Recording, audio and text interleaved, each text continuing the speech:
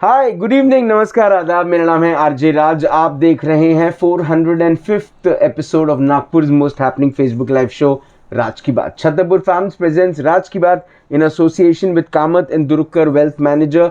Crims Hospital is my health partner. Sudhivinayak Infrastructure is my home partner. Mohan Enterprises, Gemini Outdoors, Globus ITI Kamti, Tricos, Licksters, the ice cream brand of the Nagpur city, and of course Joshi Security Systems, Servicing Wala and Yuva Foundation. बहरहाल आज एक ऐसी चीज़ पे बात करने के लिए हम जा रहे हैं जो बात करना बहुत ज़्यादा ज़रूरी है। कहते हैं कि शादी का लड्डू जो खाए वो पचता है और जो न खाए वो भी पचता है। तो आज जो लड्डू खा लेते हैं उनके बारे में बात होगी। आज पत्नी की नहीं, लेकिन आज पति के अधिकारों की बात होगी। जो ये शो देख रहे हैं उनसे ये निवेदन है कि ये शो अपने वो दोस्तों को भेजें जो मेल हैं, ताकि ये शो वो देखें और वो अपने अधिकार समझे। आप फीमेल्स को भी भेज सकते हैं ताकि उनको भी पता चले कि मर्दों के या पतियों के क्या अधिकार होते हैं आफ्टर मैरिज। मेरे साथ बात करने के लिए नागपुर शहर के जाने माने वकील advocate Nitin Gandhi. Sir good evening and Raj की बात में आपका स्वागत है। Good evening everyone. Sir 405th episode. Congratulations to you. Thank you so much. And you are doing very good. और हम लोग भी अब आपको फॉलो करने लगे हैं। काफ़ी लॉयर्स आपको देखते हैं जी, और काफ़ी ऐसे क्वेश्चंस आप पूछ लेते हो जो लोगों के दिल में रहते हैं जी, इसलिए मज़ा आता है। और आज का जो टॉपिक आपने चुना है जी, वो इतना बेहतरीन टॉपिक है जिसके बारे में मेरे ख्याल से सब लोग एजुकेटेड नहीं हैं इस विषय पे और ज़्यादातर कंफ्यूज्ड रहते हैं। ओके सर, बात इसकी हम करते हैं जब शादी के पहले की बात करते हैं, है ना। और शादी के पहले दिन से ही जब जैसे ही हस्बैंड एक लड़का पति बन जाता है, लड़की पत्नी बनती है, ये हम सबको पता है कि लड़का लेकिन जब पति बनता है तब क्या होता है, उसके ऊपर में अपन आज पूरी बात करने वाले हैं। ठीक है सर? बिल्कुल बिल्कुल। तो अपन शुरुआत से बात करते हैं पतियों के अधिकारों के बारे में, है ना। क्योंकि सर क्या है कि गाँव में आज भी जो रूरल इंडिया है वहाँ पर कहीं ना कहीं जो महिलाएं हैं उनके साथ एक डिफरेंस रखा जाता है कि महिलाएं या लड़कियां उनको पीछे रखा जाता है, लड़कों को आगे बढ़ाया जाता है। लेकिन शहरों में आजकल ये चलन बंद हो चुका है एक हद तक। आजकल इक्वल नज़र से देखा जाता है। हायरिंग को लेकर भी जो HR होते हैं वो भी इक्वल नज़र से देखते हैं। आजकल बहुत सारे सोसाइटी कहीं ना कहीं ग्रो हो चुकी है, तो माता पिता भी बच्चों को एक ही लेवल पे, उनकी नीड्स को पूरी करने के लिए भी एक ही लेवल को देखते हैं। तो आज बात सिर्फ और सिर्फ पतियों के बारे में, पतियों के अधिकार के बारे में, है ना। क्योंकि सर पति सिर्फ चाय पत्ती बन के रह गया है नहीं, है ना। ऐसा तो ऐसा नहीं है। लेकिन आज पति के अधिकार के बारे में आज थोड़ा सा, मैं पता नहीं मुझे हंसी आ रही है लेकिन थोड़ी सीरियस बात भी। ये टॉपिक बहुत सीरियस है वैसे देखा जाए तो सीरियस है, लेकिन सर क्या है, समाज में बड़ा मजाक बन गया ये बात तो है ना। पति जो है वो सिर्फ ATM से कम नहीं रह गया है ना। तो हम शुरुआत से बात करते हैं कि उनका क्या अधिकार है और क्या अपने अधिकारों का इस्तेमाल कर सकते हैं as per is law is concern. Correct. फिर शादी हुई, शादी के बाद दूसरे दिन बिल आया शादी का, केटरिंग वाले का बिल आया, हॉल का बिल आया, और उसके अंदर में जो बिल है वो बिल जो है वो पेरेंट्स ने, मतलब लड़की के माता पिता ने कहा कि अरे हमने तो इतना बोला ही नहीं था, तो इतना बिल तो हम दे ही नहीं सकते। और फिर लड़के वाले बोले नहीं, बात तो हुई थी। अब इस सिलसिले में, इस सिचुएशन में सर पति का क्या अधिकार है? देखिए ऐसा है कि थोड़ा सा राज सर मैं आपको बताऊं क्या, हम थोड़ा हिस्टोरिक टाइम्स में जाए ना जी, तो ये बातें बहुत अच्छी और क्लियर होंगी आपको। बिल्कुल बिल्कुल। देखिए जो हमारे देश के कानून बने हैं ना जी, वो सबसे बड़ा स्तंभ जो है वो है डेमोक्रेसी, है ना। डेमोक्रेसी का सबसे पहला वर्ड ये कहा गया है कि सबके लिए कानून एक है, सिमिलर है, किसी के लिए ज्यादा किसी के लिए कम नहीं है। अब आज से 200 साल पहले जो सिचुएशन क्रिएट थी इंडिया में वो ऐसी थी कि जो महिलाएं होती थी जी, या जो बेटियां होती थी जी, वो घर में रहती थी, और जो मर्द होते थे या जो जेंट्स होते थे, मेल होते थे घर के, वो बाहर जाके काम करते थे और घर संभालते थे जी। मतलब they were the earning member of the family and the जो वाइफ्स थी वो घर का ख्याल रखती थी। जी, बच्चों का ख्याल रखती थी ना, उसी को मद्देनजर रखते हुए कानून बनाए गए। जी, ठीक है, तो अब ये जो कानून है ना, जैसे अब हम बात करें इसमें क्या हो गया, अभी जैसे इंडिया है तो इंडिया में बहुत सारे कास्ट क्रीड्स हैं, है ना, कोई हिंदू है, कोई मुस्लिम है, कोई सिख है, कोई ईसाई है। अब उसके बाद उनके रिचुअल्स अलग हैं, उनके मतलब सोच अलग है, उनके जो ग्रंथों में लिखा गया है वो अलग है जी। तो इस कारण से ग्रंथों को फॉलो करते हुए लॉज बनाए गए। सही बात है। अब इसमें क्या हुआ कि जैसे अब हिंदू हैं तो हिंदू में भी बहुत सारे बाइफर्केशंस और कास्ट है ना, तो इस चक्कर को, इस चीज को ठीक करने के हिसाब से, इस चीज को करेक्ट करने के हिसाब से कई सारी चीजें लिखी गई हैं कानून के अंदर जी।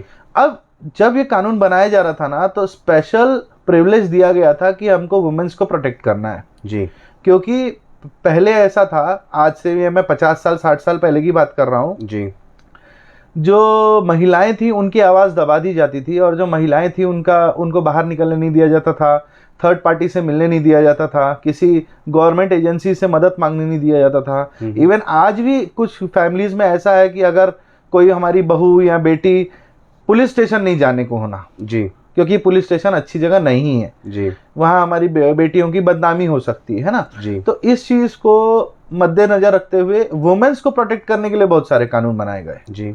तो अब ये सिचुएशन आ गई है कि अब जो है इवन इन सिटीज, और आप जो बोल रहे थे ना राज सर की गांव के बारे में, तो अब गांव में भी ऐसा नहीं है, क्योंकि गांव की लड़कियां भी यहाँ पढ़ने आ रही शहर में, वो भी जॉब कर रही हैं, गवर्नमेंट जॉब कर रही हैं, मतलब वो भी फैमिली को इक्विवेलेंट है और फैमिली को वो लोग भी हेल्प कर रहे हैं जी। तो इसमें क्या हो गया, अब जो कानून था पुराना, तो फीमेल्स को प्रोटेक्ट करने के लिए बहुत सारे कानून बन गए। सही बात है, लेकिन मेल के बारे में किसी ने सोचा नहीं, क्योंकि मेल का जो अस्तित्व था ना वो वैसे का वैसा ही था, वो पहले भी वर्किंग था, वो पहले भी फैमिली का ध्यान रखता था, और आज भी वो वर्किंग है और फैमिली का ध्यान रखता है जी। लेकिन अब इस कानून में क्या हो गया है, ये एक मिथ बोल सकते हैं हम, एक मिथ है कि फीमेल्स को अधिकार ज्यादा है और मेल्स को अधिकार कम है जी। लेकिन ये हर एक केस में डिफरेंस है, मतलब हर एक केस में डिफरेंट अप्रोच रहता है इसमें कोर्ट का जी। अगर तो आपकी वाइफ या अगर आपकी जो फीमेल जो भी आपके घर में रह रहे हैं, अगर वो अनएम्प्लॉयड हैं और वो पूरी तरह से घर पे ही रहती हैं और बच्चों का ध्यान रखती हैं, तो कैसा है, फिर उनके लिए अधिकार है।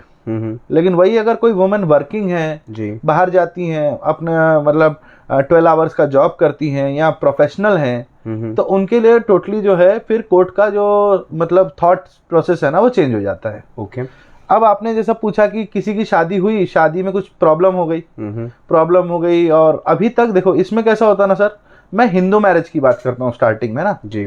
जैसे जब हिंदू कस्टम से शादी होती है तो अग्नि के सामने हम चक्कर काटते जी, उसको हम बोलते फेरे लेते जी। चक्कर बोले तो फेरे ही लेते हैं जी, उसको बोलते हैं सप्तपति जी। तो इसको हमारे कानून में भी लिखा गया है जी कि सप्तपति लेना अनिवार्य है अगर आप हिंदू कस्टम से शादी करते तो जी। सप्तपति होने के बाद एक बहुत बड़ा वर्ड है, उसको बोलते हैं कंज्यूमेशन ऑफ मैरिज।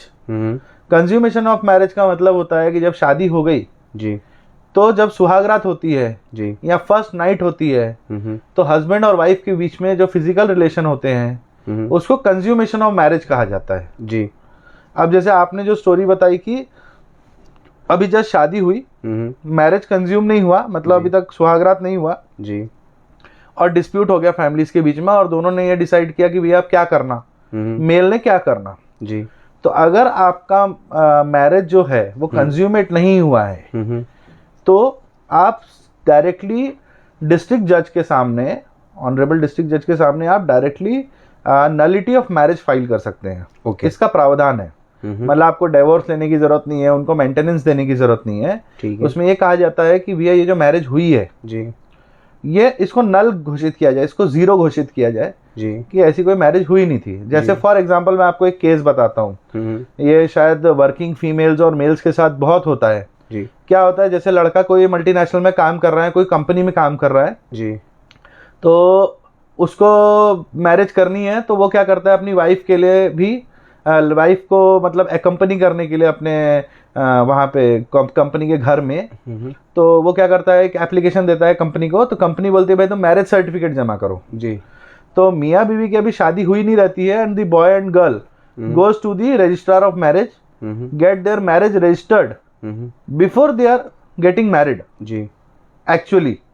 तो वो जो है फिर सर्टिफिकेट बना के वो कंपनी में जमा कर देते हैं, तो जब तक उनकी मैरिज होती है तब तक उनका इंकमेंडेशन वगैरह सब वहाँ पे रेडी होता है, टाइम प्रोसेस जो है जी वो कंज्यूम होता है जी। तो इसमें इस तरह के एक दो केसेस मेरे पास आई थी कि जब इन लोगों ने रजिस्टर ऑफ मैरिज के सामने मैरिज को रजिस्टर कर लिया, लेकिन बाद में कुछ डिस्प्यूट आ गया लड़का लड़की में और उसके फैमिली में, जिससे कि उसको बोले कि हम मैरिज नहीं करना चाहते भाई एक दूसरे से। अच्छा। हमारे बीच में डिस्प्यूट आ गया जी। तो नाउ तब लड़का जो रहेगा वो सबसे पहले क्या सोचेगा, सर मालूम है क्या कि यार मेरे को तो डिवोर्स लेना पड़ेगा जी। पर ऐसा जरूरी नहीं है। क्यों? क्योंकि अभी तक आपकी मैरिज कंज्यूमेट नहीं हुई। ओके। अभी तक ऑफिशियली आप मैरिड घोषित नहीं हुए, अभी तक आप लोग साथ में रहना शुरू नहीं किए, एक घर में रहना शुरू नहीं किए, इसीलिए आप नलिटी ऑफ मैरिज फाइल कर सकते हैं डिस्ट्रिक्ट जज के सामने।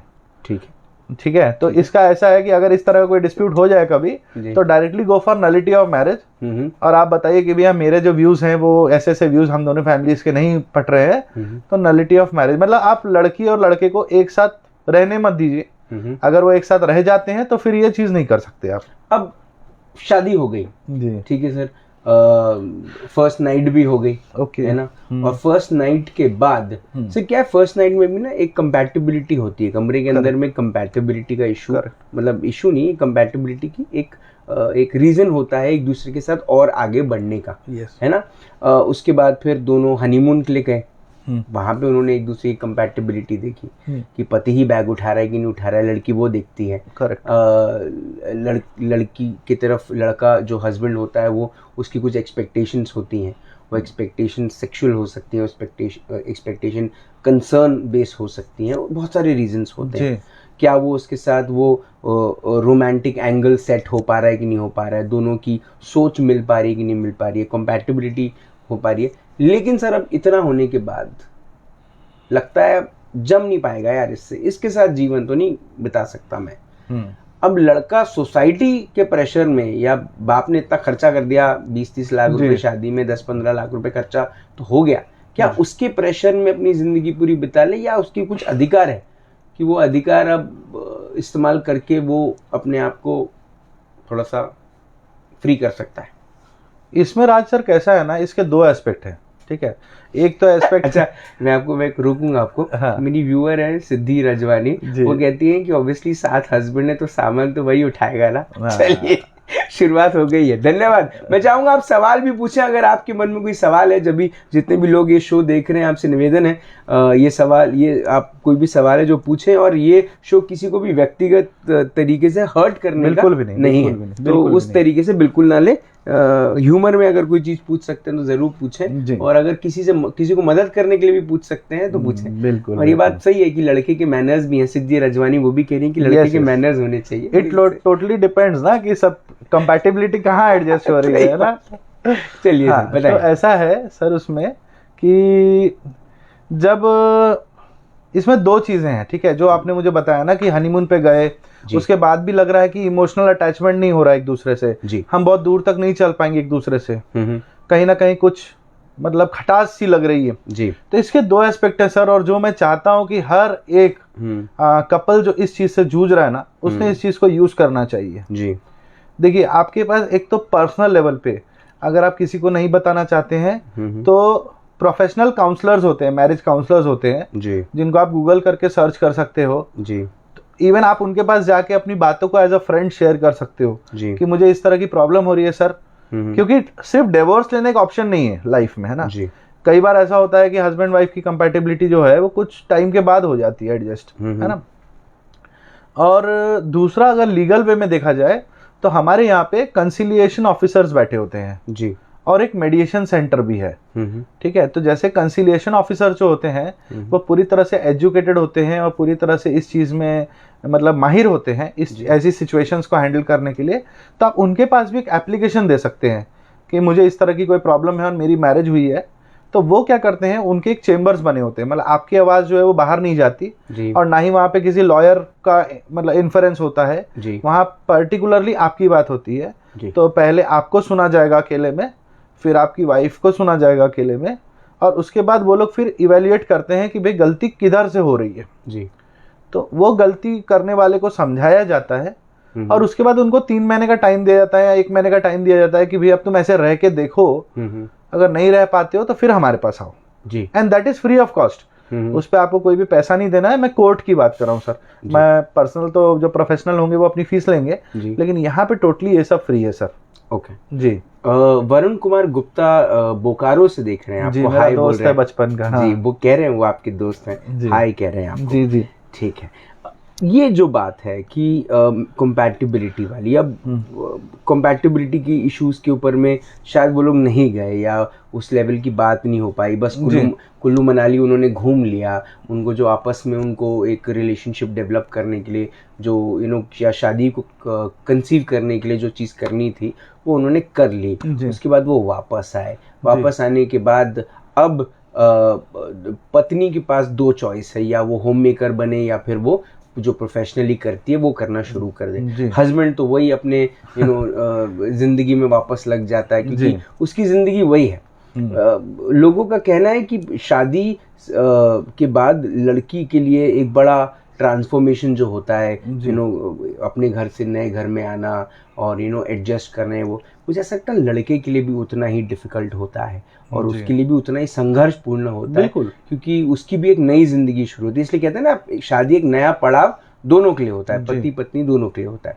लेकिन अब पति के ऊपर में जिम्मेदारियां बढ़ना शुरू होती है। पहले वो शायद इतना बिल्कुल फ्री बर्ड था, अब वो फ्री बर्ड नहीं रहा, अब वो अपने डिसीजंस खुद ही बिल्कुल लेने।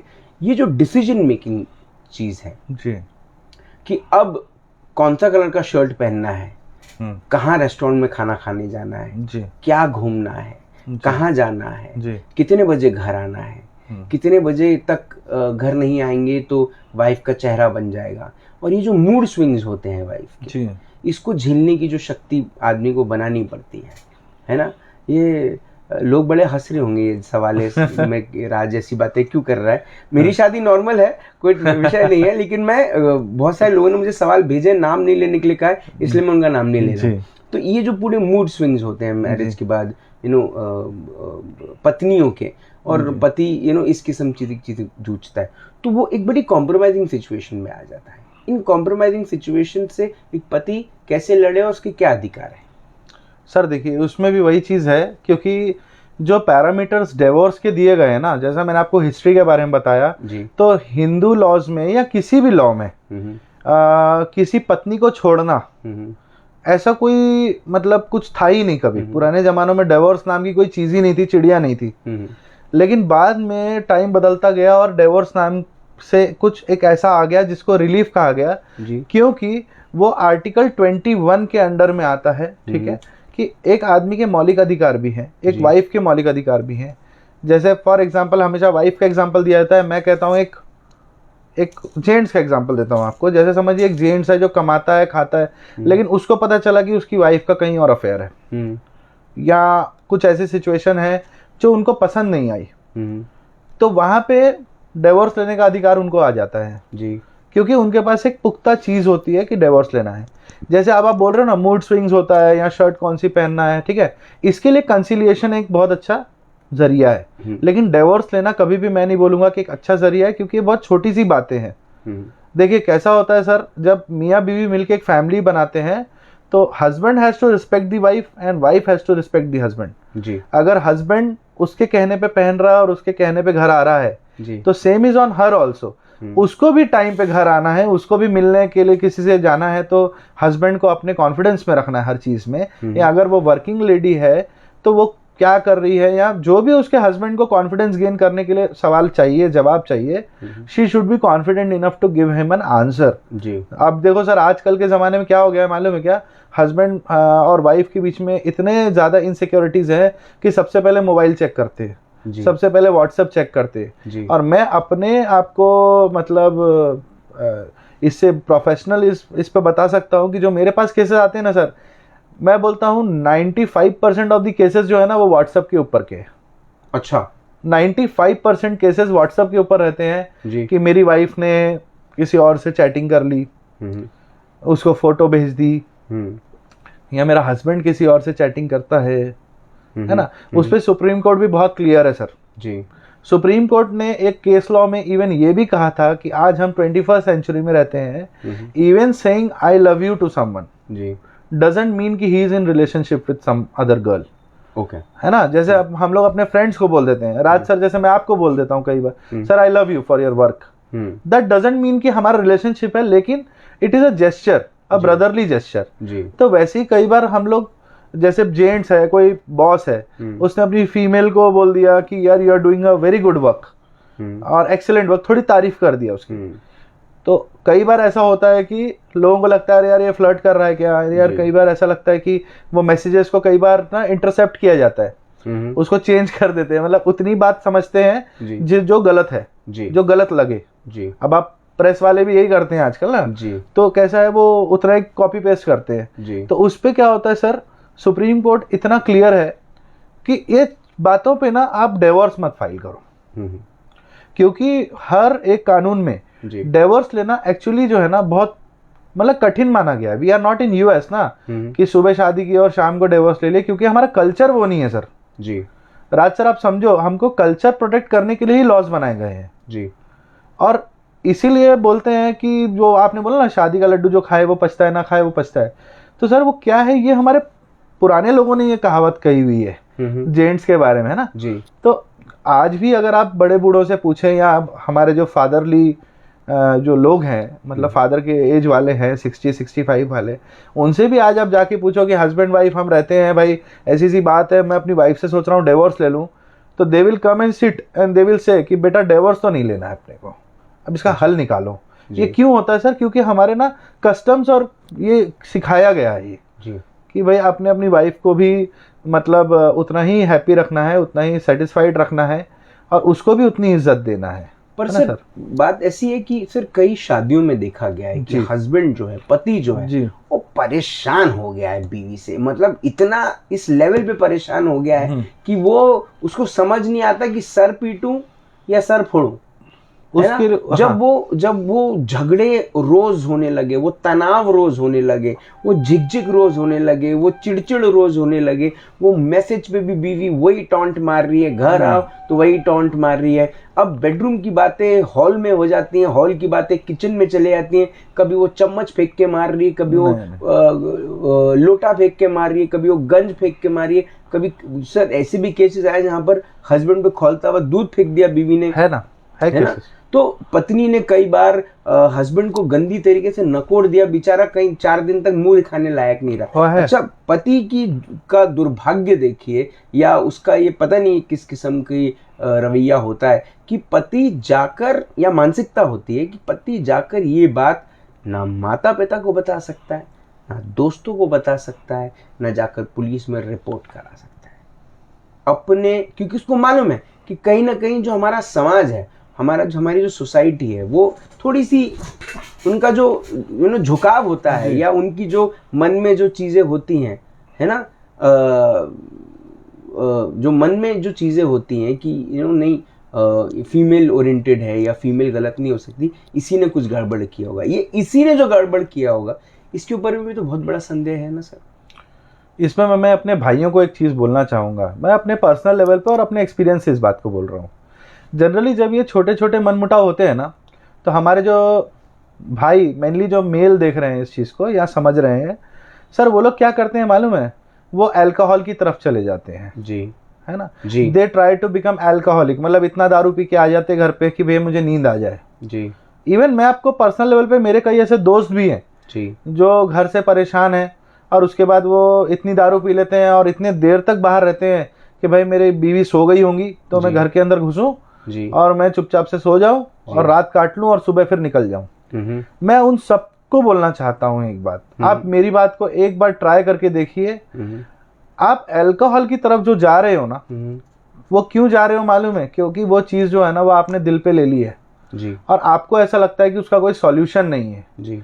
तो सबसे पहली चीज ये है कि अपने अंदर के ग्रचेस को मार के ना, इस चीज को अपने फ्रेंड से डिस्कस करना शुरू कीजिए, कोई लॉयर से डिस्कस करना शुरू कीजिए, कोई आपके मतलब जैसे मैरिज काउंसलर्स होते हैं उनसे डिस्कस करना शुरू कीजिए rather than going for alcohol. ठीक है, क्योंकि प्रॉब्लम क्या होती है राज सर मालूम है, जब दारू पीने लगते हैं ना तो दारू रोज हो जाती है रोज हो जाती है ना, फिर मारपीट जब होती है तो पत्नी जो होती है वो उसका फायदा उठा लेती है। वो बोलती है मेरा पति तो अल्कोहलिक है, औरत दारू पी के आता। 100% केसेस में बता रहा हूं मैं। तो फिर से पति के अधिकारों का हनन हो जाता है। नहीं, पति तो नुकसान में ही है ना, क्योंकि उसने गलती कर ली। उसने इनिशियल लेवल पे गलती कर ली। उसको उस समय जाना चाहिए मैरिज काउंसलर के पास, उस समय उसको जाना चाहिए एक लॉयर के पास, उसको जाना चाहिए एटलीस्ट किसी समझदार दोस्त के पास जिसको इस चीज का नॉलेज है। देखो इसमें क्या होता है सर, दो तरह के दोस्त हैं। एक दोस्त होते हैं जो समझदार होते हैं और थोड़े डेयरिंग वाले होते हैं। दूसरे जो होते हैं, अरे तेरी बीवी को तेरे को 5 लाख देना पड़ेगा, 10 लाख देना पड़ेगा, इसलिए चुपचाप झेलता जा। And they give wrong advices to them. अरे तू भी उसको मार, अरे तू उसको घर से निकाल दे, अरे तू उसको मायके भेज दे। वाई? जब अगर आपको ऐसा लगता है कि किसी सिचुएशन में आप गलत नहीं हो, तो जिस तरह महिलाएं अपने अधिकार के लिए जाती हैं उस तरह आप भी जा सकते हैं जी। अगर आपके साथ कोई फिजिकल वायलेंस हो रहा है, जो आपकी वाइफ आपके साथ कर रही है, बेझिझक होके आप पुलिस स्टेशन जाइए और अपनी कंप्लेंट लिखवाइए। और इसमें मैं आपको एक चीज और बता देता हूं, अगर आप चाहते हैं कि आपकी वाइफ से डिवोर्स ना हो और मैटर सेटल हो जाए जी, है ना, ये ऐसा एक मैटर मेरे पास था भी, तो आप महिला सेल जो है ना, महिला यहाँ पे जो भरोसा सेल महिला सेल बोलते हैं जी, वो सिर्फ महिलाओं के लिए नहीं है, वो मर्दों के लिए भी है। तो वहां पे एक मेल आदमी भी जाके अपनी कंप्लेन लिखवा सकता है और वहां पे उसकी वाइफ को कॉल किया जाएगा, उसकी वाइफ का स्टेटमेंट लिया जाएगा and you will be protected till the day कि जब तक आपको प्रोटेक्शन मतलब चाहिए, या आपको लगता है कि रोजमर्रा मेरे साथ फिजिकल वायलेंस हो रहा है, तो शी विल बी टोल्ड कि आप मायके में रहिए या आप कहीं और रहिए, या आपको कहा जाएगा कि आप कहीं और रहिए, जैसे भी करके। लेकिन वहाँ पे जो अपना भरोसा सेल होता है, वहाँ पे मैरिज को ठीक करने की कोशिश की जाती है। मतलब वहाँ भी उनका डिवोर्स करने का मकसद नहीं रहता है कि डिवोर्स हो जाए जी। अब वहाँ पे मर्दों को क्या लगता है कि यार यहाँ तो लेडी कांस्टेबल्स हैं, यहाँ पे लेडीज हैं, तो फेवर लेडीज को है जी। तो ऐसा कुछ है नहीं सर, है ना। अब अगर आप अल्कोहलिक हो जाओगे, अल्कोहलिक होके आपने कभी वायलेंस किया अपनी वाइफ के साथ जी, या आपने ऐसा कोई कुछ मिसबिहेव करा है कभी पब्लिक में, उसके बारे में। अच्छा मुझे बताइए, अगर वो लिकर कंज्यूम करके घर आया और उसने पत्नी को नहीं पीटा लेकिन पत्नी ने पति को पीट दिया, है ना, मैं वो डोमेस्टिक वायलेंस समझ गया। अगर पत्नी ने पति को पीट दिया तो पति बेचारा या मार, दो ही उसके पास ऑप्शन है, या वो मार खा के सो जाए या सोसाइटी को न बताने के डर से अपने आप को भी खत्म कर सकता है। बिल्कुल कर सकता है वो। तो क्या इस केस में क्या पत्नी के ऊपर में वो चार्ज बैठता है, पत्नी को क्या सजा होती है? सर देखिए, आप एफआईआर कभी भी डाल सकते हैं। तो मरने के बाद क्या एफआईआर? नहीं, मरने के बाद भी एफआईआर होती है ना राजा। कैसा है सर, इसमें जैसे आदमी मर गया तो भी उसका कॉज ऑफ डेथ या इंस्टिगेटिंग हिम टू डेथ, समझ रहे हो, जैसे कि उसकी वाइफ ने बोला जा तू मर जा जी, तो 304 का वो भी बन गया, मतलब आरोपी, मतलब उसकी वाइफ जो है, क्योंकि उसने इंस्टिगेट किया उसको डेथ के लिए। पर वो एफआईआर वो जो मर गया वो तो फाइल नहीं करेगा जी, या तो उसके रिलेटिव्स या वहाँ ऑन लुकर्स जो होंगे वो फाइल करेंगे अगर वो बताएंगे तो ऐसा हुआ। दूसरी चीज ये है कि एक एफआईआर को प्रूफ करने के लिए जो सबसे बुरी चीज है, आप जहाँ केस हारते हो, वो है अल्कोहल। अगर आप अल्कोहलिक स्टेट में हो तो you are not competent and fit to give an FIR, ठीक है। ये बात को आप समझो। अगर आपने अल्कोहल पिया हुआ है और you are in intoxicated state, ये बात मालूम है, मैंने आपको फर्स्ट वाले में बताया था, एफआईआर वाले में जी। अगर आप एफआईआर फाइल करने जाओगे and you are under intoxication तो आपकी एफआईआर नहीं ली जाएगी। तो इट इज बेटर कि आप अल्कोहल को बहुत ही लीनियंट तौर पे कंज्यूम करें, जिससे कि आप अपने होशो हवास में रहें और उसको अपने मजे के लिए पिए। ठीक है, तो ये पति को आपने समझा दिया कि उसको अल्कोहल नहीं पीना चाहिए, वो एक नुकसान है। हाँ, स्पेशली इस वाद विवाद के वक्त पर जी। हाँ, अब बात आती है मेंटल वायलेंस की। करेक्ट, जो बात है तुरंत में हस्बैंड को किसी और मर्द से कंपेयर कर देना, उसकी सक्सेस से कंपेयर कर देना कि अरे मेरा पति तो है निठल्ला है, कुछ करता नहीं, बस वही चीजें लाके देता है जो मैं बोलती हूँ, मतलब वो मेरी इच्छाएं पूरी ताना देना, टॉन्टिंग जिसको बोलते हैं, day and night taunting which is haunting the husband. तो क्या ये टॉन्टिंग जो चलती है, क्या इसके ऊपर में भी कुछ अधिकार है पति के? सर देखिए, टॉन्टिंग दो चीज़ों पे डिपेंड करते हैं।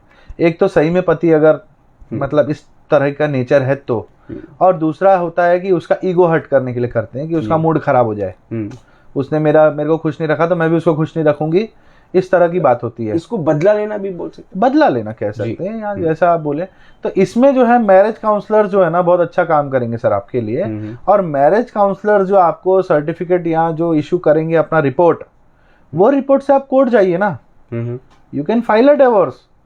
एक मर्द जो है ना सर, वो सिर्फ एलिमनी और मेंटेनेंस के डर से ये सब नहीं करता है, क्योंकि उसको पूरा दुनिया यही बोलती है कि तू अगर ये करेगा ना तो वो तेरे से 15 लाख मांगेगी, वो तेरे से 20 लाख मांगेगी। ऐसा नहीं है, ऐसा नहीं है, ऐसा कोई वो नहीं है सर कि मतलब कोई मैथमेटिक्स नहीं है कि ऐसा ऐसा करेंगे तो एक फॉर्मूला है, ऐसा कुछ नहीं है। एक महिला को अपने मेंटेनेंस मांगने के लिए ना बहुत कुछ प्रूफ करना पड़ता है कोर्ट में, है ना। आजकल कोर्ट जो है वो भी मॉडरेट हो चुकी है, ऐसे नहीं कि वो फीमेल को बहुत ज्यादा सपोर्ट करती हैं जी। बशर्ते कि आप जब अपनी केस फाइल करो ना तो आप प्रॉपर प्रोसीजर से जाओ, प्रॉपर। जैसे आपने कभी एफआईआर फाइल किया, आपने कभी, अगर बहुत बार ऐसी भी केसेस आती हैं राज सर जिसमें ना इन लॉज जो हैं वो वाइफ को बोलते हैं ऐसा कर वैसा कर वैसा कर, अगर वो नहीं मांगेगा तो तू घर पे आ जा हमारे, हम तेरे को पाल लेंगे जी, है ना। और उससे फिर हरासमेंट होती है क्योंकि वो ऑफिस जाता है जी, तो होता है ना, डिपेंडेंसी होती है कि जैसे एक चीज ये भी होती है कि पति और पत्नी का झगड़ा हो गया, किसी बात पे विवाद हुआ, पत्नी घर छोड़ के चली गई अपने माता पिता के यहाँ, पति बेचारा मनाने के लिए गया, वहां पर पत्नी के भाई ने उसे पीट दिया। अरे हाँ, ये भी होता है। एफआईआर फाइल कर दीजिए तुरंत 100 नंबर पे फोन करके। तो क्या उसके बेसिस पे भी वहां पर भी पति के अधिकार क्या स्ट्रांग बन जाते हैं कि वो पत्नी से अलग हो सके? बिल्कुल है। अगर वायलेंस हो रहा है, वायलेंस तो बहुत बड़ा ग्राउंड है डिवोर्स लेने के लिए। ओके, कोई भी कानून वायलेंस को सपोर्ट नहीं करता है, चाहे वो मेल के साथ हो चाहे वो फीमेल के साथ हो। ओके, पत्नी अगर किसी के साथ अफेयर करते हुए पकड़ी गई, ठीक है, और पति को पता चल गया और पति ने भी किसी और के साथ अफेयर कर लिया, रिवेंज, तो क्या अभी भी उसके अधिकार सुरक्षित है? नहीं, इट्स बेटर ना कि वो लोग आपस में म्यूचुअल डिवोर्स ले लें। जैसे आप वाइफ जो है उनकी, जैसे आपकी स्टोरी है कि वाइफ किसी और के साथ इंडल्ज्ड है, देखो सर यही गलती ना मर्द करता है हर बार। बदला लेने के लिए खुद क्यों गलत हो जाते हो? आप समझे क्या? आपका क्या था कि भैया किसी की वाइफ ने किसी के साथ अफेयर कर लिया जी, तो मैं भी किसी के साथ अफेयर कर लूं, क्यों? क्योंकि मुझे उसको सबक सिखाना है। तो रैदर आप सीधा सीधा कोर्ट में जाओ ना एविडेंसेस लेके कि मेरी वाइफ ऐसा ऐसा कर रही है जी। आप समझ रहे हो मेरी बात? आप गलत क्यों होते हो? जब वाइफ आपके साथ परेशान कर रही है, आपको वाइफ या आपको किसी तरह की मेंटल परेशानी घर में हो रही है जी, तो why you are consuming alcohol, why you are wasting your time here and there, कि हम अभी जाते साउजी में बैठ के दारू पियेंगे, टाइम पास करेंगे, है ना। होता है सर जी। ये बहुत कॉमन सी बात है नागपुर में कि लोग साउजी में बैठ जाते हैं, 2-2 बजे घर जाते हैं, तो वहां मालूम है 2-3 बातें अपनी खराब हो जाती है सर। आप जैसे समझो सर, लेकिन आदमी घर क्यों जाए, पति घर जाए ही क्यों?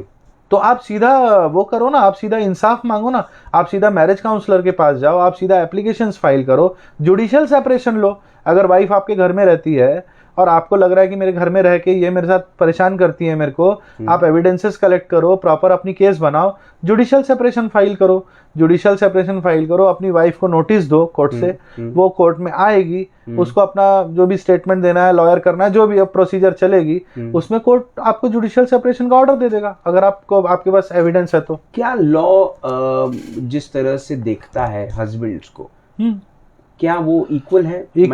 इक्वल है सर। मैं आपको बताता हूँ, इसमें ना एक मिथ है, मैं आपको बताता हूँ क्या है। जैसे समझो हस्बैंड वाइफ में झगड़ा हो गया, तो वो वाइफ क्या बोलती मालूम है?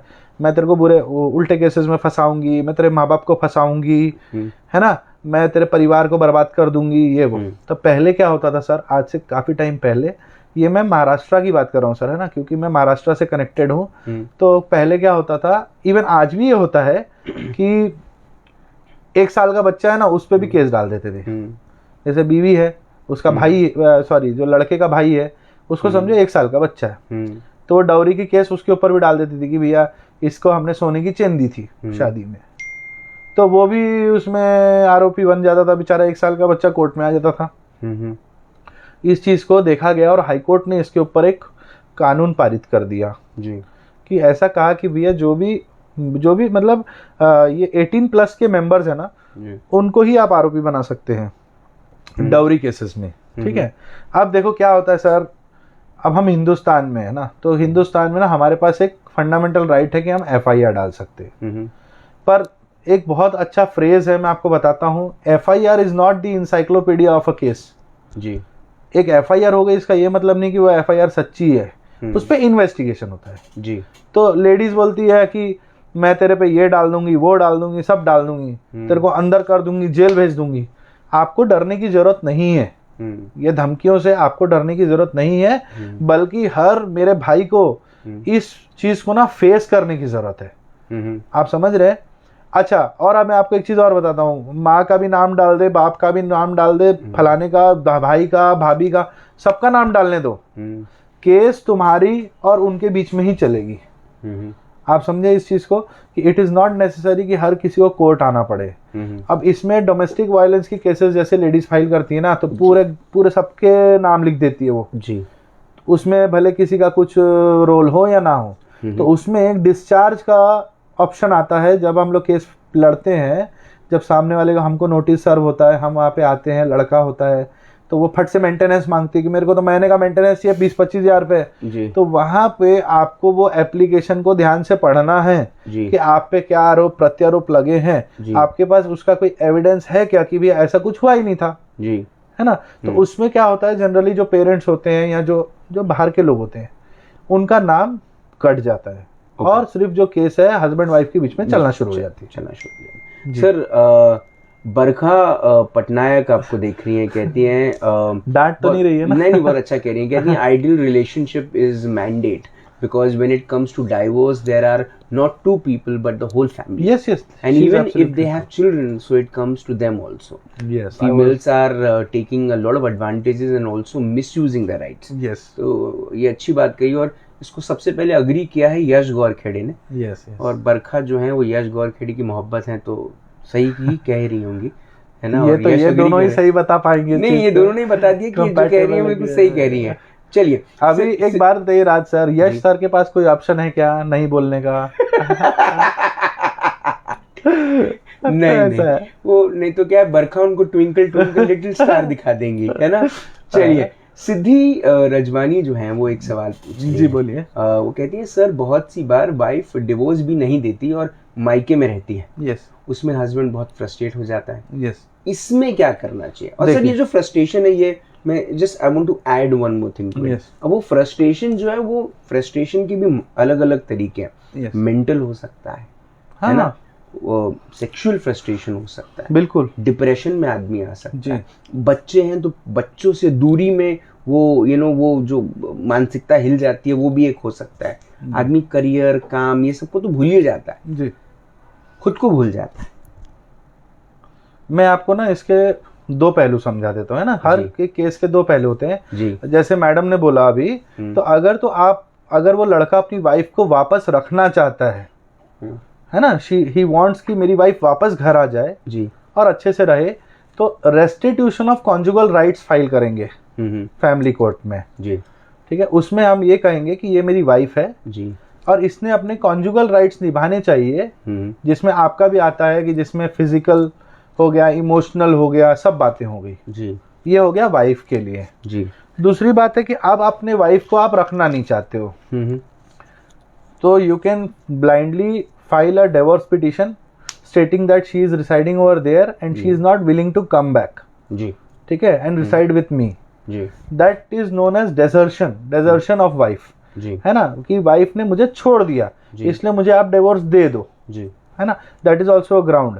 अब इसमें क्या होता है, जो बच्चों वाला पार्ट आ गया, उसमें तो बिल्कुल आपको डरने की जरूरत नहीं है। लोग जो बोलते हैं ना कि हमने बच्चों का ये है वो है, मतलब उसको हमने ऐसा करने वालों को तो भगवान माफ करे जो इसको यूज करते हैं, लेकिन इससे आप लोगों को बिल्कुल, खासकर मेल्स को डरने की जरूरत नहीं है, क्योंकि फीमेल्स जनरली बच्चों को ले जाती हैं और बच्चों का ख्याल रखती है ना, मदरली उनका ज्यादा थोड़ा अफेक्शन होता है जी। उसमें आप एक एप्लीकेशन फाइल कर सकते हैं चाइल्ड कस्टडी के लिए फैमिली कोर्ट में तुरंत जी। और उसमें अगर आप तुरंत नोटिस इशू करा देंगे तो आपको बच्चों से मिलने का पूरा अधिकार भी मिल जाएगा आप चाहें तो कोर्ट प्रीमाइसेस में भी एक रूम है जहां बच्चों के खिलौने वगैरह रखे हैं and that is protected by police जी, ठीक है। तो वहां पे कभी कभी क्या होता है, जैसे लेडीज ने बच्चा हैंड ओवर किया तो कई बार क्या होता है कि वो लोग बाद में ऐसा कहते हैं कि अरे हमने फादर को दिया था, फादर ने ऐसा कुछ खिला दिया कि उसको फूड पॉइजनिंग हो गई बच्चे को, इसलिए हम नहीं मिलवाएंगे आगे जी। या बच्चे को उसने हमारे खिलाफ भड़काया, माँ के खिलाफ भड़काया, तो हम नहीं चाहते कि वो मिले। मतलब इस तरह की कई बातें होती हैं। तो वो प्रोटेक्टेड बाय पुलिस होती है वो जगह। एक बड़ा रूम होता है जहाँ बैठने की भी जगह होती है, अच्छा पंखा वंखा सब लगा होता है, साफ सुथरी जगह होती है। वहां पे आप जब जाएंगे तो वहां पे by the permission of court आप उनसे मिल भी सकते हैं। और बाद में अगर आप उनको घर लेके आना चाहते हैं तो आपको वो केस को थोड़ा सा कंटेस्ट करना पड़ेगा जी।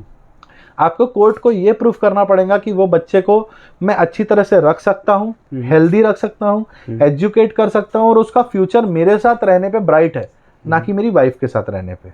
ये 3 चीजें अगर आपने वहां कोर्ट में प्रूफ कर दिया तो कोर्ट विल कंसीडर, बशर्ते उसमें एक छोटा सा ग्राउंड ये रहता है कि जब तक वो बच्चा 7 साल का नहीं होता है, एक जनरल प्रिंसिपल है कि जब तक वो बच्चा 7 साल का नहीं होता है तब तक वो माँ के पास रहना चाहिए, ठीक है। और कई बार ऐसा होता है कि बच्चे ब्रेस्ट फीडिंग मदर के पास होते हैं जी, छोटे होते हैं, दूध पीने वाले होते हैं जी। तो उनसे ना आप मतलब मिल तो सकते हो, आप उनको प्यार कर सकते हो आप, और आप एक बाप हो, यू आर अ फादर जी, और आपके अधिकार भी उतने ही स्ट्रांग है जितने मदर के हैं। सच बात है, ये बात आप समझो। लेकिन मालूम है क्या हो जाते हैं, जो मेल्स होते हैं ना वो हताश हो जाते हैं, अरे मैं इतनी केस फाइल करूं क्या, मेरे पास काम नहीं क्या, मैं इतनी बार। तो आपको देखो सर कैसा है कि स्वर्ग देखना है तो मरना तो पड़ेगा। सच बात है। अगर आपको अपने बच्चे से मिलना है तो हर बर्डन जो है वो वकील नहीं ले पाएगा। सही बात है, आपको दौड़ना पड़ेगा। ये कई बार मैंने आपके शोज में कहा भी है कि आपको उसका पेन लेना पड़ेगा जी, तभी आपको उसका रिजल्ट मिलेगा। सर ये मेरा आखिरी सवाल है। अरे बिल्कुल कि what do you want to tell to all the people who are married men and also जो शादी करने वाले हैं, आप उनको क्या कहना चाहते हैं? बहुत अच्छा सवाल पूछा है जिन्होंने भी पूछा है, और ये शायद मैं आपको एडवोकेसी और अपने पर्सनल मतलब एक्सपीरियंसेस से आपको इस बात को शेयर हर लड़के के दिल ने आपसे पूछा है, हर आदमी के दिल ने आपसे पूछा है। Even I am also a male, तो मुझे इस चीज को मालूम है कि वो क्या सोच रहे हैं जी। देखो, सबसे पहली चीज है कि जिन लोगों ने शादी करने की सोची है ना, वो लोग सबसे पहले तो एक कंपैटिबिलिटी लिस्ट बनाए। नहीं, उसके पहले वो जिसने सोचे हैं वो शादी न करे। नहीं ऐसा तो मैं कभी नहीं बोलूंगा। सलमान खान ज्यादा खुश है। अरे सलमान, आई don't think he would be happier. मालूम है क्या सर, कोरोना ने अपने को क्या सिखाया है कि money can not buy happiness, right, है ना। तो I don't think Salman Khan will be happy. Okay. बल्कि अगर जब अपना बच्चा अपने हाथ में खेलता है जी, तो वो खुशी जो है वो सलमान खान कभी सोच भी नहीं सकता अपनी लाइफ में, है ना। ठीक। तो ऐसा है कि मेरा ये कहना है कि सर एक कंपैटिबिलिटी लिस्ट होती है जी, जो हर बंदे ने बनानी चाहिए। जैसे समझिए कुछ लड़के होते हैं ना जिनको पार्टी करने का शौक होता है, जिनको होता है सिगरेट पीते हैं, दारू पीते हैं, मतलब अल्कोहलिक नहीं है वो, लेकिन वो पार्टीज में जाना एंजॉय करते हैं, उनका ग्रुप वैसा है, थोड़े से मॉडर्न है ना। तो जब वो अपने पार्टनर को चुने जी, इस चीज को ना क्लियरली शेयर करें उनके साथ। आप समझ रहे हो, शादी होने से पहले जी, कि भाई मुझे ये भी करने का शौक है, मेरे दोस्त ऐसा भी है वैसे भी है ना। कुछ लोग होते हैं जिनको भाई साधारण लाइफ चाहिए, अच्छी लाइफ चाहिए, डिसिप्लिन लाइफ चाहिए। तो उन्होंने उस चीज को, सर आप हंसते जा रहे हो, मेरे को समझ भी नहीं आ रहा है क्या हो रहा है। सर मैं कमेंट देख के सुना जी। तो ऐसा हो जाता है सर वो कि वो कंपैटिबिलिटी लिस्ट होती है। अब दूसरी चीज है कि जिनकी शादी हो गई जी, आज के ज़माने में राज सर ऐसा मुझे नहीं लगता होता होगा कि पेरेंट्स शादी कराते हैं और मियाँ मतलब होने वाले हस्बैंड और वाइफ आपस में मिलते नहीं है या बात नहीं करते, ऐसा पॉसिबल ही नहीं है अभी जी। आज व्हाट्सएप के ज़माने में, आज तो क्या अगर नाम पता चल जाए तो फेसबुक पे पूरा और इंस्टाग्राम पे लोग चेक कर लेते हैं कौन कौन क्या क्या है। सही बात है। तो कंपैटिबिलिटी लिस्ट होना बहुत ज़रूरी है। दूसरा, अगर आपकी मैरिज हो गई है तो आप प्लीज़ अपने मैरिज को प्रोटेक्ट कीजिए, लेकिन अपने सेल्फ रिस्पेक्ट को मत गिराइए। आप खुशी में अल्कोहल पियो जी, लेकिन गम में अल्कोहल नहीं पीना है। और जिस दिन आपको ये लगे कि मैं बेफालतू रात को 10 बजे से 12 बजे घूम रहा हूँ रोड पे लेकिन मैं घर नहीं जा रहा हूँ, समझ लेना you are going in the wrong direction. और आपको एक अच्छे दोस्त की जरूरत है, अच्छे सलाहकार की जरूरत है। आप अपनी वाइफ को खुश रखिए। वो बोलते हैं ना सर, घर में बर्तन होते हैं तो बजते हैं, है ना। आप अगर अनमैरिड भी रहोगे तो आपके भाई से कभी ना कभी झगड़े होते हैं, कभी माँ से हो जाते हैं, कभी फादर से हो जाते हैं। तो इसी तरह वाइफ से भी हल्की फुल्की खटपुट चलती है जी, लेकिन उसको प्लीज़ वायलेंस पे कन्वर्ट मत कीजिए, उसको गालियों में कन्वर्ट मत कीजिए, उसको अल्कोहलिज्म में कन्वर्ट मत कीजिए, उसको लोनलीनेस में कन्वर्ट मत कीजिए, उसको अपने साइकोलॉजी में कन्वर्ट मत कीजिए, बल्कि एक सलाह ले लीजिए, उसमें कोई प्रॉब्लम नहीं है। सर वीना चोइत्रमानी पूछती हैं कि sir when are you planning a session for पत्नी के अधिकार?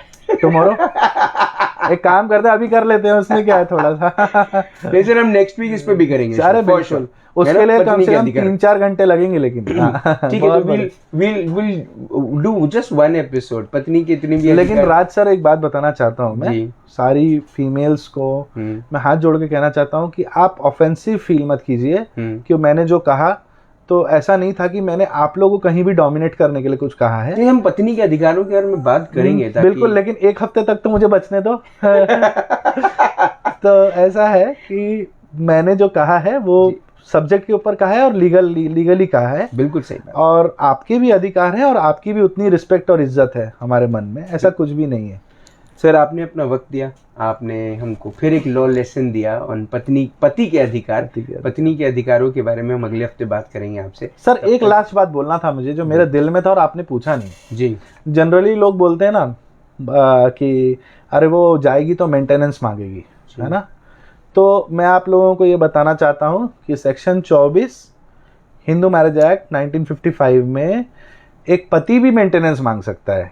अरे वाह, ये टॉपिक मैं सोचा आपसे शेयर कर दूं कि इनको लगे कि अरे वाह मेरे भी अधिकार हैं। समझ लीजिए एक मेल मेंबर है जो कमाता नहीं है और फीमेल मेंबर जो है वो कमाती है। कई बार ऐसा अपोजिट होता है कि फीमेल्स कमाती हैं, मेल्स कम कमाते हैं, नहीं कमा पाते हैं। तो अगर मेल अपना खर्चा नहीं उठा पाते हैं तो वो फीमेल से अंडर सेक्शन 24 अपना मेंटेनेंस भी मांग सकते हैं और अंडर सेक्शन 24 में जितना भी उनका लीगल खर्चा हुआ है उनके पीछे वो भी मांग सकते हैं। तो इसीलिए आप ये मत सोचिए कि मेंटेनेंस का अधिकार जो है सिर्फ औरतों का है। चलिए, बहुत अच्छी बात है। आपने इस बात को लेके हमको बहुत, मुझे ऐसा लगता है बहुत अच्छा ब्रीफ मिला आज पति के अधिकारों के बारे में। पत्नी के अधिकारों के बारे में अगले हफ्ते हम बात करेंगे। तब तक आप अपना ध्यान रखें और आप भी एक पति हैं तो आपसे भी निवेदन है कि आप अपना स्पेशल रूप से ध्यान रखें। बिल्कुल। और अगले हफ्ते फिर आपसे मिलेंगे, उसके लिए धन्यवाद। बिल्कुल सर। आज राज की बात में एक बड़ी अच्छी बात हुई, हस्बैंड को लेकर, पति के अधिकारों को लेकर एक बहुत अच्छी बात हुई और बहुत सारे लोगों के सवालों के जवाब भी दिए गए। अगर आपके पास भी कोई सवाल है, जिन्होंने शो लेट देखा है, तो कोई बात नहीं, आप सवाल लिख के भेज सकते हैं। और अब राज की बात। पहले हस्बैंड के लिए आपके अधिकार हैं, आपके बिल्कुल अधिकार हैं। आप उन अधिकारों का इस्तेमाल करके अपनी शादी को बचाने की भी कोशिश कर सकते हैं। उन अधिकारों का इस्तेमाल करके आप डिवोर्स भी ले सकते हैं। लेकिन एक बात मैं आपसे कहना चाहता हूँ, जो ईविल पत्नियां हैं, जो पतियों को टॉन्ट मारती हैं, जो पत्नियां अपने हस्बैंड को बार बार नखूनों से स्क्रैच करती हैं, हाथ उठाती हैं, बर्तन फेंक के मारती हैं, उनको मेंटल वायलेंस करती हैं, डोमिनेट करती हैं, कंपेयर करती हैं किसी और के साथ, कृपया वो न करें। और हस्बैंड, अगर आपको ये कोई भी चीज़ आपके साथ हो रही है तो अपने जीवन को अंत ना करें। अपने अधिकारों का इस्तेमाल करें, पुलिस का हेल्प लें, एडवोकेट का हेल्प लें, लॉ का हेल्प लें और उस शादी से निजात पाएं। अपने आप को ख़राब ना करें लिकर पी के, कोई किस्म की गंदगी करके या किसी और महिला के पास जाके गंदगी ना करें। अब सभी हस्बैंड से मैं एक बात कहना चाहता हूँ। सर ऐसा है कि जो लड़की आपके घर में विवाह करके शादी करके आती है ना, वो जिस घर से आती है उस घर में ना उसको सब सर पे बैठा के रखते हैं। इसलिए लड़कियों को परी, राजकुमारी ये सब कहा जाता है। अब वो परी और राजकुमारी जब आपके घर पर आती है, आप कुछ दिन उसके साथ एक अच्छा बर्ताव करते हैं, उसके बाद आप उसको अपने जूते रखने के लिए कहते हैं, उसके बाद आप उसको खाना बनाने वाली बाई बना देते हैं, आप उसको साफ़ सफाई वाली महिला बना देते हैं, आप उसको बच्चे पालने वाली बना देते हैं। आप उसके सपने, उसकी खुशियाँ, उसकी इच्छाएं सबको मार देते हैं। शुरुआत वहीं से होती है। मुझे ऐसा लगता है इंसान गलतियों का पुतला है, गलती कोई भी कर सकता है, लेकिन गलती होने के बाद, उसे समझने के बाद उसे ठीक भी किया जा सकता है। एक लड़की के लिए माता पिता जीवन भर चिंतित रहते हैं और उसके लिए बहुत सारे सपने देखते हैं, लेकिन एक शादी होने के बाद उसका पति उसके लिए सपना क्यों नहीं देखता? एक हस्बैंड अपनी वाइफ को आगे बढ़ाने के लिए, उसके करियर में आगे बढ़ाने के लिए, उसको एक अच्छा फ्यूचर देने के लिए सिर्फ खुद ही सब कुछ क्यों करने की सोचता है? उसे अपने पैरों पे क्यों नहीं खड़ा करता? कई सारे घरों में शायद इसीलिए एक बहुत बड़ा एक वैक्यूम क्रिएट होता है, वो नेगेटिविटी का वैक्यूम है। जब पति सब कुछ करने की कोशिश करते हैं और जब असफल होता है तो उसके लिए वो घर में बैठी महिला को जिम्मेदार करते हैं। नहीं, गलत है। आप अपनी पत्नी को भी शिक्षित कीजिए, आप अपनी पत्नी को प्रोफेशनली कुछ काम कराइए, उन्हें सिखाइए, उन्हें आगे बढ़ाइए। ये नहीं कि उनकी कमाई पे जीना है, ये इसीलिए कि उनको कमाई करने में सक्षम बनाना है, उनको खुद को सेल्फ डिपेंडेंट बनाना है कि आगे जाकर वो भी कभी ना कभी, जब आप रहें या न रहें, वो अपने लिए खुद बहुत सारी चीज़ें कर पाए। Husbands have their rights, but I think more than their rights, they should understand that what is wrong. If you understand what is wrong, I am sure everything will be right. कल शाम को 5 बजे हम green doctor से मिलेंगे। तब तक अपना ध्यान रखें, सुरक्षित रहें, स्वच्छ रहें, स्वस्थ रहें, मस्त रहें, खुश रहें। अपनी शादी को जिंदा रखने के लिए पूरी ताकत लगा दें और जिंदा रहें। जय हिंद।